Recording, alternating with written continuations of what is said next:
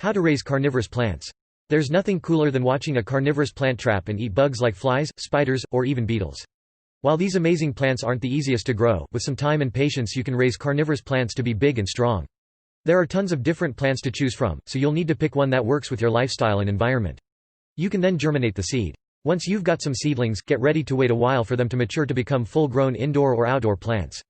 Picking your plant.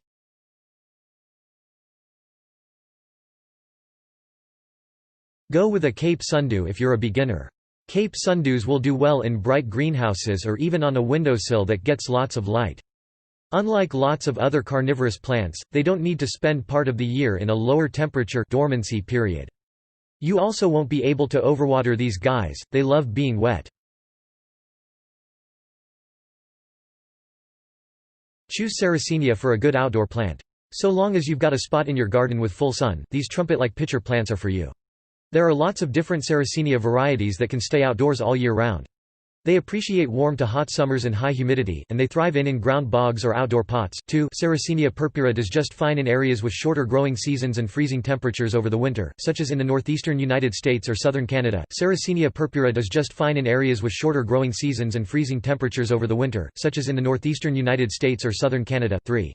Some Sarracenia varieties, including Sitancina, Rosea, and Minor, do better in areas that don't experience harsh winters or long periods of freezing temperatures. 4.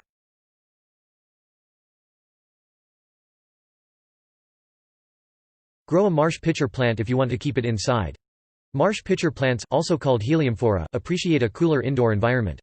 They need lots of light, water, and high humidity, and they'll do well in any room where you can provide these elements.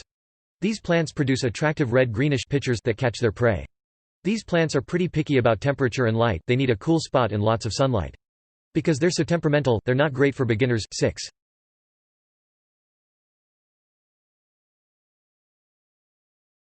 Plant butterwort for a flowering carnivore. There are lots of different varieties of butterwort, but an easy one to grow is the Mexican pinguicula. This pretty little plant produces purple flowers and rosettes of silvery leaves.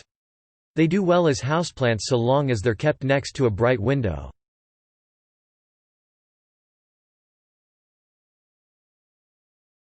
Pick a Venus flytrap for an iconic indoor-outdoor plant.